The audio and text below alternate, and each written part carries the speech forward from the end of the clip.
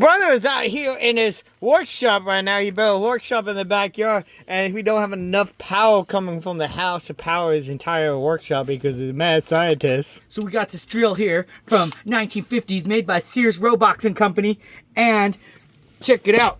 So we got this solar power system. People always thinking solar panels are like limiting or something, and that they don't have enough power to run power tools and stuff. It's actually the other way around. We couldn't run the power tools if it wasn't for the solar system.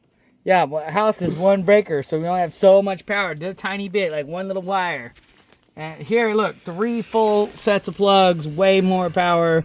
We got these are 3 times as what one plug will. There's a 6,000 watt inverter if you need that. There's a 15,000 watt, like 10,000 watt inverter. Give Eric a call. No, when I win the lotto, I'm putting an 86,000 watt system on my semi truck trailer. Yeah.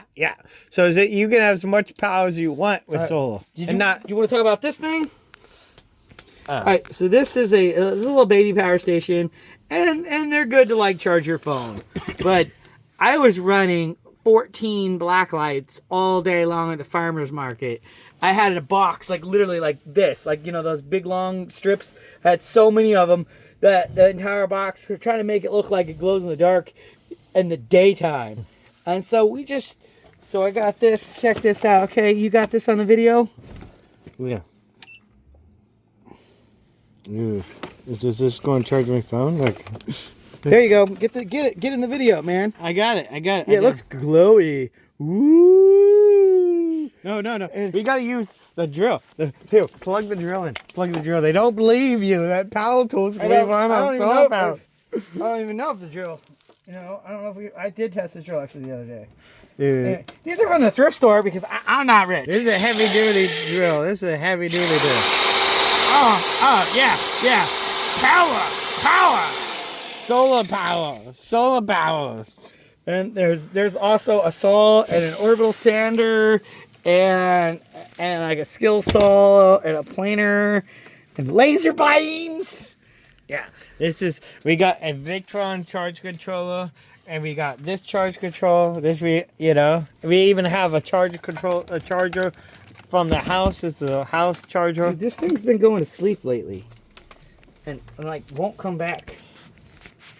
And show them your laser beam project. This is a laser beam test bench. We couldn't cut angles, and so to figure out what's going wrong, I'll cut out 300 stars. Get the stars, the light shining through them, man. Oh yeah. And then this is an image test, a bunch of eyeballs, and all of them look crappy because there's no detail. There's a girl in town that have a coffee shop, right? And she would complain that she doesn't have enough power to run her coffee shop because she just only have one outlet. And it's like I told her she need to get solar powers.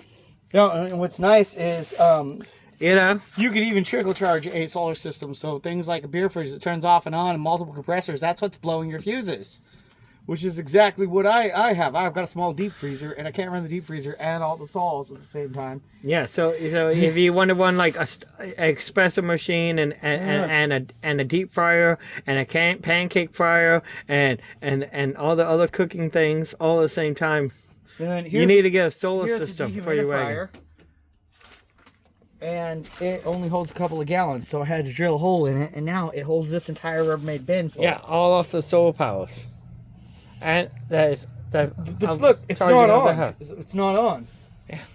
It's gonna kick on as it gets cold a couple of times. That's it. It's not like a fridge. I have it set to something. Look, 70. And so it'll turn on.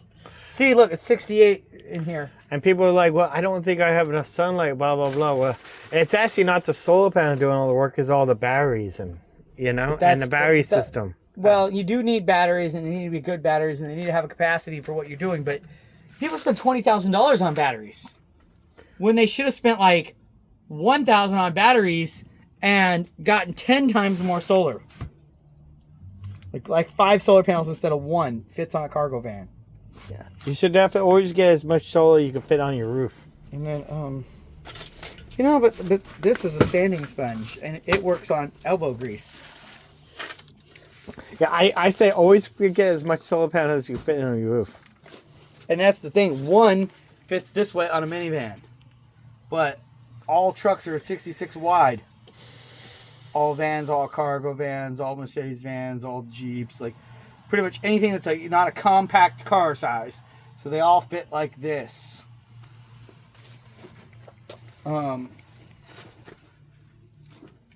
So a Chevy 1500 to a 3500, Ford 150 to 350 van, for example, the old Chevy G10, G20, G30s, the Dodge 1500 all the way to 3500. We supposed to be talking about solar panels. How are we talking about cars? Because you put it on your roof of your vehicle. Oh, okay. All right, so these solar panels are what we're using. We're charging the houses. So we actually got the van solar system charging the workshop right now. A windstorm knocked out everybody's power here in the Pacific Northwest for a very long time, and this was simply parked in your driveway. And we run the were extension cord into your house. and we are working on extending this. We got this unistrut bracket that is going to go across here. That we're going to put more solar panels across here, and just do it like temporary mad scientist solar style. panels are cheaper than fencing. And cheaper than roofing. Solar panels are cheaper than roofing. That's what I'm saying. So instead of bill, it's like it would have been Several $1,000s for a roof would have only been for, say, the 3 solar panels we need for this job, $1,000. We're just trying to shed the shade the shed. This is a he shed where this is we work on whatever. This is it, and we got more solar panels over here that's also powering the workshop. Oh, the light's not on in there. We could have ourselves a problem with the power. When's the last time we checked to see if we can plug in? I don't know. It's just mad scientist right now. It's all temporary. It's all in flux. No, it's not temporary. It's an actual solar system in the shed that goes to this actual wire from the solar panel. And this one goes to this actual wire that goes to this. And it's all good and tight. It's all locked down. I mean, these are all outdoor waterproof connectors. It definitely everything looks good. It definitely could be here forever. But if you were a customer, we would have definitely done a better job. But the sensors is our. We have to be able to plug in 2 test panels. And these are to make sure they work. And then we have to run in here and look at the display. Yeah, these are test panels. That way we can test and make sure they're working before we sell them to the customer. Anyway, panels ready for 130-mile-an-hour hurricane, gale force things, which is like an F3 hurricane, and that's why they're not bolted down. Tornado. Because they're just test panels. No, everything's secured.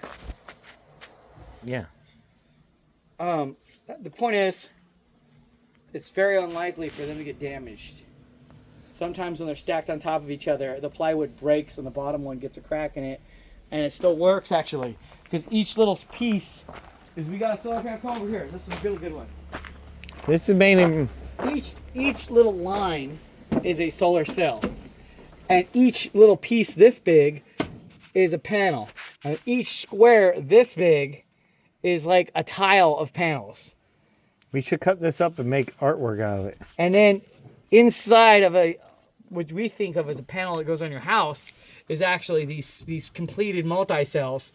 And so there's 1, 2, 3, 4, 5, 6 going this way, and then it's just 1, 2, 3, 4, 5, 6, 7, 8, 9, 10.